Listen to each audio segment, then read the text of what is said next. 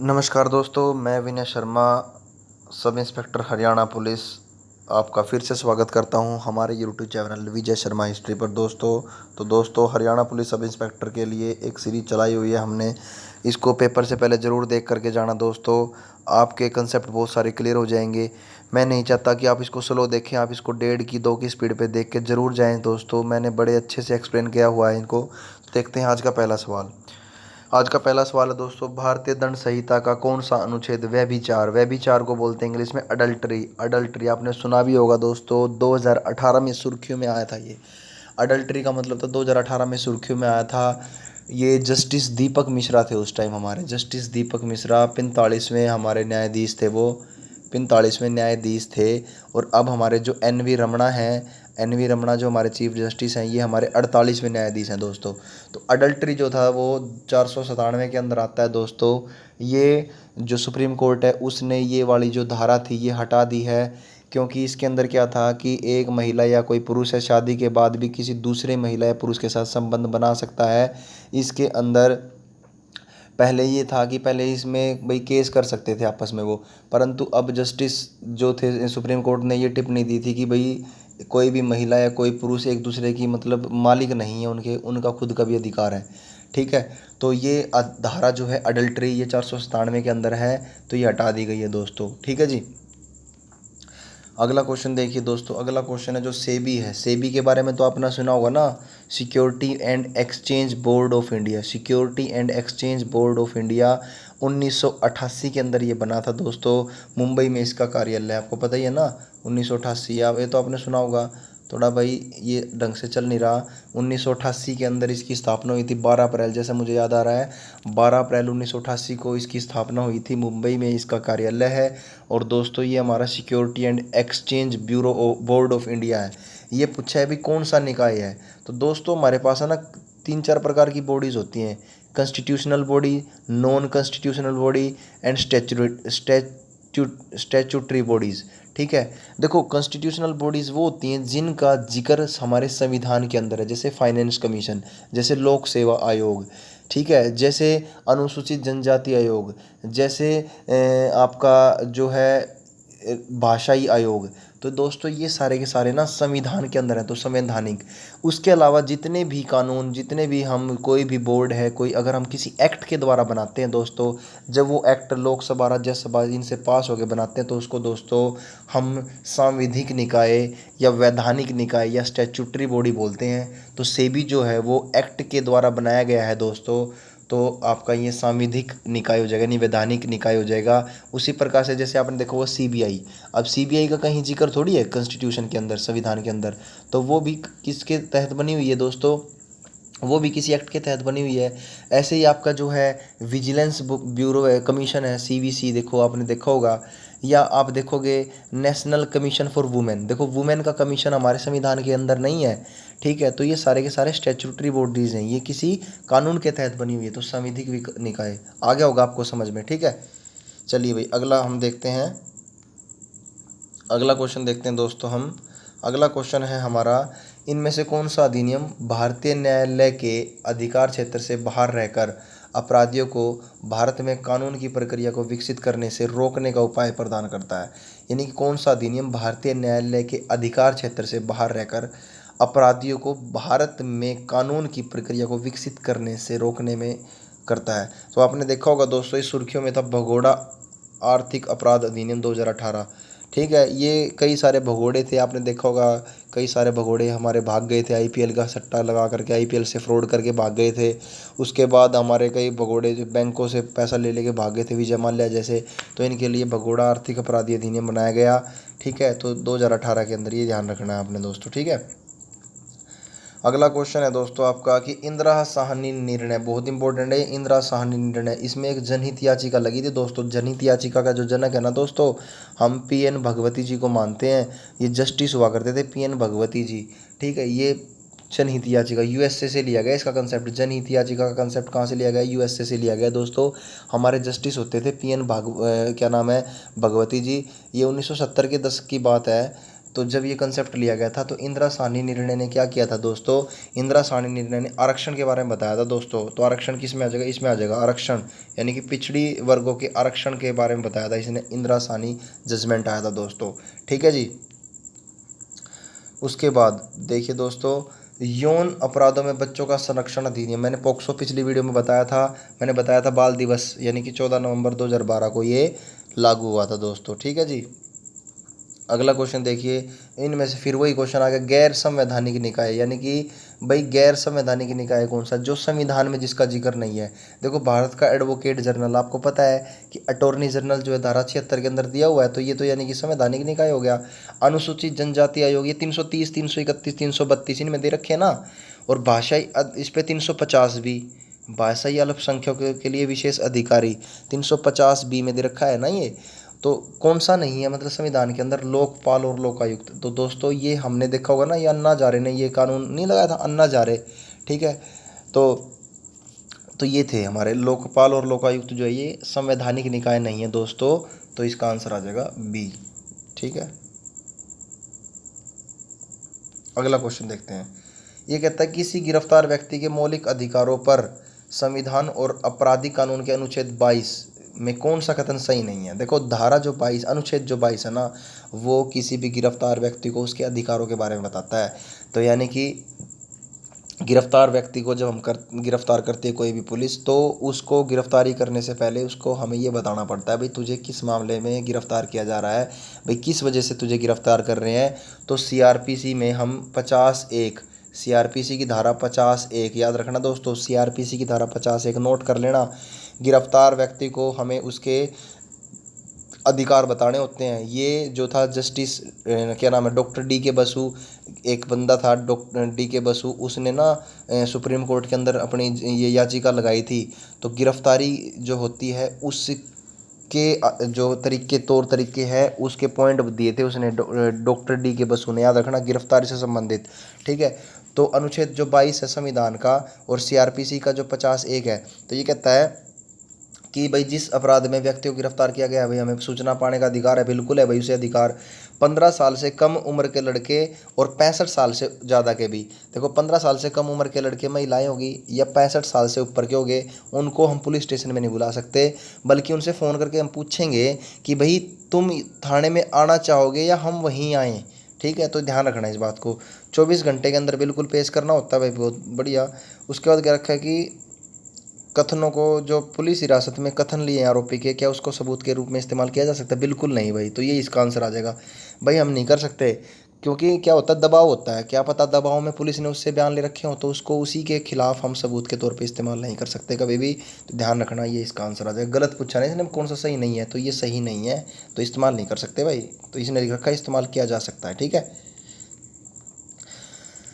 अगला क्वेश्चन है हमारा भाई, किस प्रकरण में सर्वोच्च न्यायालय के फैसले के कारण शिक्षा के अधिकार को शामिल करने के लिए अनुच्छेद 21 का विस्तार किया गया था। देखो अनुच्छेद 21 आपने सुना होगा, अनुच्छेद 21 जो है ये आपका एचसीएस के पेपर में भी आया हुआ था भाई, ये प्रोसीजर एस्टेब्लिशमेंट बाय लॉ है।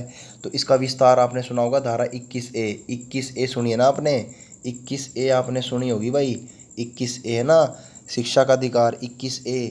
तो ये 86वां संशोधन हुआ था 2002 में। तो ये एक बंदा था भाई, उसने आरटीआई लगाई, जब उसने मतलब केस लड़ा था, तो उसका नाम पता क्या था, आप इम्पोर्टेंट है देखो, आपको पता तो है शिक्षा का अधिकार, पर ये था, इसका नाम था उन्नी कृष्णन जेपी, उन्नी कृष्णन जेपी बनाम आंध्र प्रदेश। ये विवाद था वो, जिसके कारण 21A यानी कि 21वां जो आर्टिकल था उसका एक्सपेंड किया गया, 21A लिखा गया, 86वां संविधान संशोधन 2002। ठीक है। तो ये बात ध्यान रखना भाई, उन्नी कृष्णन बनाम आंध्र प्रदेश। ठीक है जी। अगला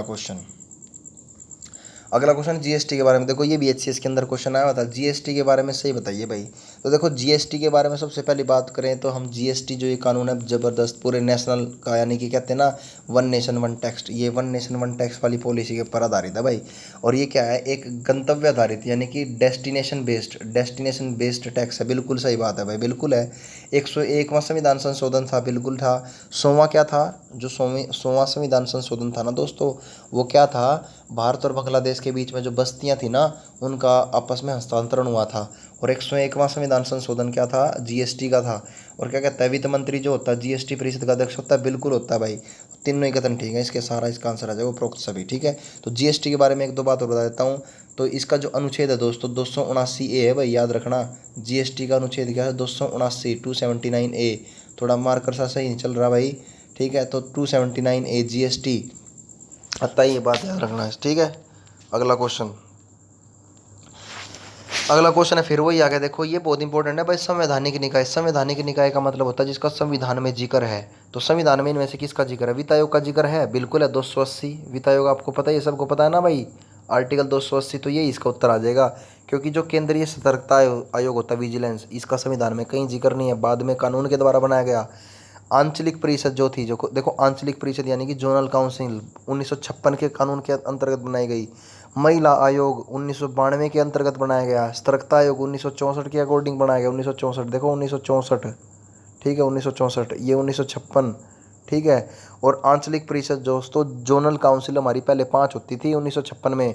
जो ये नॉर्थ ईस्ट वाली काउंसिल थी ना, नॉर्थ ईस्ट वाली काउंसिल, जिसका हम होम मिनिस्टर बोलते हैं, जिसका अध्यक्ष होम मिनिस्टर है, तो इसको 1971 में जोड़ा गया था, याद रखना।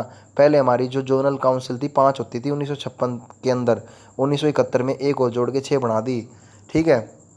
नेशनल महिला आयोग, जो राष्ट्रीय महिला आयोग है ना, इसकी जो अभी अध्यक्षा है, क्या नाम उसका, रेखा शर्मा। इंपॉर्टेंट है ये, रेखा शर्मा है, ठीक है। और सतर्कता आयोग का कौन है भाई फिलहाल, सतर्कता आयोग का कमेंट बॉक्स में बताना। शायद मेरे हिसाब से संजय कोठारी है, संजय कोठारी। और वित्त आयोग का कौन है भाई अध्यक्ष, फिलहाल नंद किशोर है, शायद कौन है, नंद किशोर, ठीक है। तो संवैधानिक निकाय कौन सा, संविधान में जिसका जिक्र है, कॉन्स्टिट्यूशनल बॉडी, वित्त आयोग, इसका आंसर आ जाएगा वित्त आयोग, ठीक है। बाकी कौन सी हैं, बाकी हैं वैधानिक यानी कि स्टैट्यूटरी बॉडीज, ठीक है जी।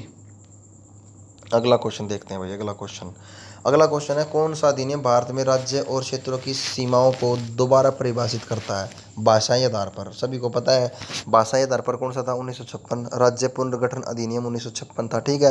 आंध्र प्रदेश सबसे पहला 1953 में बना था भाई, यानी कि पहले 14 राज्य होते थे दोस्तों, ना पता हो तो आपको। जब भारत आज़ाद हुआ तो कितने राज्य होते थे, 14 राज्य होते थे, और 6 केंद्र शासित प्रदेश होते थे दोस्तों।